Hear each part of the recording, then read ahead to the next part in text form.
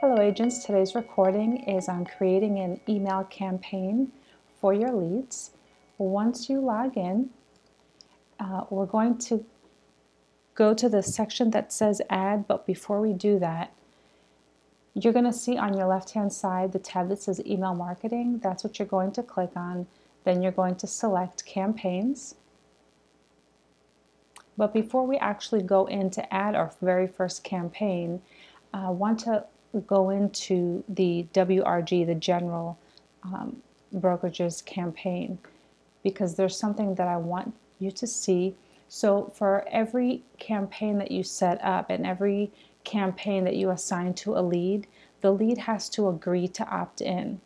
And so right here in the message, because we're going to copy and paste this, it says hi, and this with the bracket here is coding so that it will automatically pop in the name of your lead as it is in their profile. So if it's Joe, it's going to populate Joe. If you have it as Joseph, it's going to populate Joseph. Also here where it says sender name, this is where your name is going to automatically be entered. What I would do is I suggest that you leave it as this coding where it says sender name, because the system will automatically populate your name. And that way if someone wants to borrow your campaign, they don't have to type their name over it. It's going to automatically populate their name. Okay, so it says, hi, Joe, for example. I just needed to verify your email address to make sure mine, that's a typo, mine doesn't end up in your spam folder. Please click this link. I want to make sure you can get my messages. So the very first email they're going to get is this email, and they need to okay, or in a sense subscribe. The gist is so that you don't add a bunch of people onto your leads and start sending them campaigns without their permission.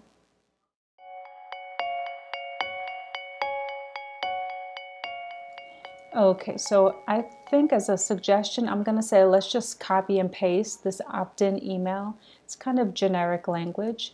So copy, and we're going to just go back to the main campaign page where we see all the campaigns here. And we're going to click add. And then just so I don't forget, because I have it saved, in my content, I'm going to go ahead and either right click and click paste, or Control V or Command V depending on your computer. So that way this is in there. This will always be, generally speaking, the same. You can name your campaign whatever you'd like. So let's say, for example, that you did a new home buyer seminar. So I'm just going to write test here. And here you would just say home buyer seminar. The subject line, you can make it anything you'd like, really. Just think about what would prompt you to open up your email versus just scanning and saying, no, no, no, I'm not going to read that. So you could say, it was so nice to meet you. Okay, and here we have the content that we plugged in just a moment ago. And that's pretty much it to set up your initial opt-in email that starts off your seminar campaign. So we're going to go in the upper right-hand corner, click Save. So now once you've done that, now you can go ahead and start adding your messages. So again, in the upper right-hand corner, click on Add Message.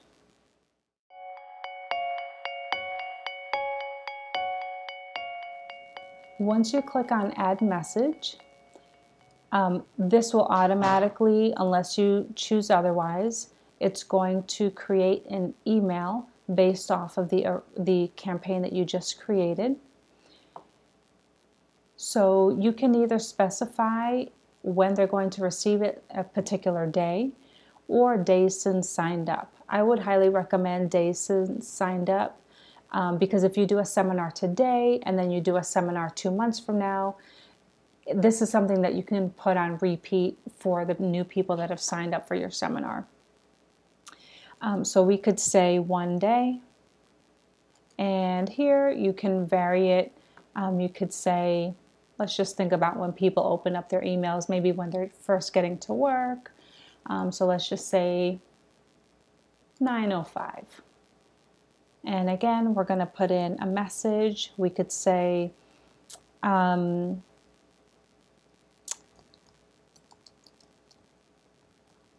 glad I could help at the seminar. So again, you're just referencing where you met the person or what the connection is between you and the lead. And here you would just write in your message, again, I highly recommend that you offer something. The reason that you want to offer something is so that you can kind of hook them so that they can respond. So you could say, all right, let's see. We could say, hi. And then here, this is just kind of like a little cheat sheet down here. So hi, first name. Well, you got to use the bracket. Underscore name. And you could say,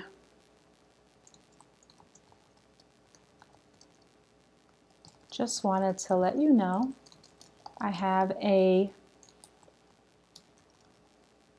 buyer's guide. Let's see. I have a free buyer's guide I would like to share with you. And you could say interested. Again, short and sweet. This is not for them to be reading a lot of content. Again, people scan. We're always trying to prioritize information in our inboxes. So short and sweet is best. Ending with a question is really good because we want to prompt them to think. They're going to either say, nah, not right now, or they're going to respond to your email and say, you know what, free? All right, bring it on. And then at this point, you could just say here to help, and then sender name, which would always be you. One thing I will say about the right here where it says first name is that if the person, for example, somehow the name didn't get filled in and their email is puppydog123. So it's going to say, hi, puppydog123@gmail.com. So for that reason, I know that some agents opt to just say something else. Hi there, hey there, hello, something to that effect that's generic so that no matter what the name is on the profile, it won't look goofy, it'll make sense. But again, that's completely your preference. So once you have that set, you are ready to add it. You want to add it in the queue. So again, just to review, it's on the campaign name of seminar. It's going to be scheduled for 1 day since the time that they signed up or the time that they opted in to receive emails from you. Here is your subject line. You're referencing how you met. And here, just a short and sweet message with something that you want to offer them. And then you just click queue. Are you sure you want to save this message? Yes. And then you're all set. If you'd like to add 5 more, 10 more, however many more, what you're going to do is just, you could either go back to the list here, or you could just click on messages, click add, and then again, just go through the whole process. If you'll notice that in the campaign name, it's suggesting another campaign. So just make sure that you relate it to the one that you want to add it to. And again, you're just filling out the information that we just did. Again, short and sweet, and then queue.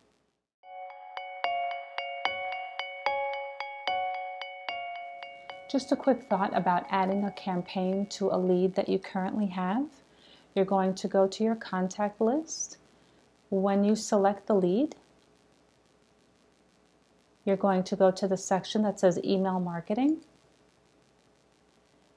And you'll notice that it says this contact is unverified and will receive an opt-in email when added to a campaign. So again, there's that opt-in email that's going to go out.